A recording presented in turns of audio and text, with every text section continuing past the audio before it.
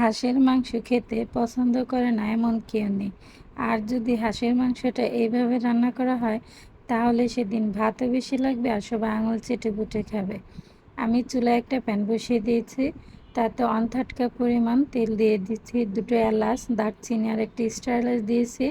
আর এই এলাচগুলো যখন হালকা ফ্লেভার ছেড়েছে তখন এখানে আমি 1.5 কাপ পেঁয়াজ কুচি দিয়ে দিয়েছি আর দিয়ে দিয়েছি 1/2 চা চামচ লবণ।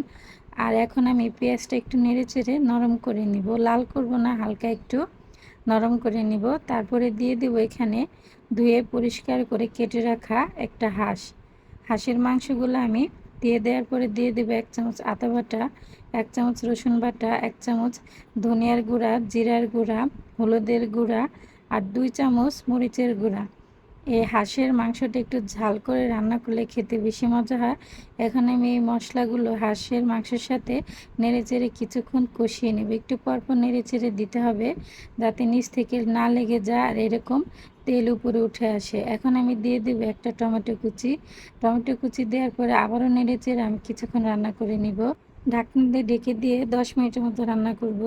আর ঢাকনা খুলে দেওয়ার পরে মাংস থেকে আর পেঁয়াজ থেকে যে পানি উঠবে সে পানি দিয়ে আবার নেড়ে চেড়ে আবারও ঢাকনা দিয়ে ঢেকে এই পানিটা পুরোপুরি শুকিয়ে তেল না ওঠা পর্যন্ত এভাবে আমি কষিয়ে নিব। আবারও ঢাকনা খুলে নেড়ে চেড়ে কষিয়ে নিব। যখন এভাবে সব পেঁয়াজ আর মশলা একবারে মাংসের সাথে লেগে যাবে আর সুন্দর করে কষানো হয়ে তেল উপরে উঠে আসবে তখন এখানে আমি দিয়ে দিব 1 কাপ পরিমাণ নারিকেলের দুধ। আমি এখানে নারিকেল কুড়িয়ে দুধটা বানিয়ে নিয়েছি। দুধ দেওয়ার পরে আবারও কিছুক্ষণ নেড়েচেড়ে এভাবে কষিয়ে নিব। আর কষানো হয়ে গেলে এখানে দিয়ে দেব আমি 2 কাপ গরম পানি দেওয়ার পরে হালকাভাবে এভাবে নেড়েচেড়ে পানিটা আমি মাংসের সাথে মিশিয়ে ঢাকনা দিয়ে আবারও ঢেকে 10 মিনিটের মতো রান্না করে নিব। 10 মিনিট পরে এভাবে আমি ঢাকনা খুলে নেড়ে চেড়ে দিব। এখনই দেখেন কালারটা কি সুন্দর এসেছে। এখন আমি দিয়ে দিব 1/2 চা চামচ এলাচ আর দারচিনি বাটা আর দিয়ে দিব 5-6টা কাঁচামরিচ ফালি। এখন আমি আবারও নেড়ে চেড়ে দিব। আর কাঁচামরিচের ফালি দিলে অনেক সুন্দর একটা ফ্লেভার আসে। রান্নাটা প্রায় শেষ পর্যায়ে।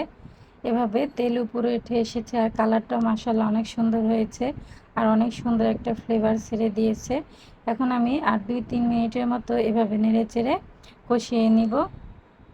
হাঁসের মাংসটা রান্না শেষ হয়ে গেছে। এখন আমি একটা বাটিতে সার্ভ করে নিব। আমার এই সহজ রেসিপিটা যদি আপনাদের ভালো লেগে থাকে তাহলে আমার ইউটিউব চ্যানেলটাকে সাবস্ক্রাইব করে দিবেন, আমার ফেসবুক পেজটাকে ফলো করে দিবেন আর সবাই লাইক কমেন্ট শেয়ার করে দিবেন। আর এইভাবে আপনারা সবাই রান্না করে খেয়ে কেমন হয় আমাকে কমেন্ট করে জানাবেন। আজকের মতো এখানে আবার আসবো নতুন কোনো ভিডিও নিয়ে।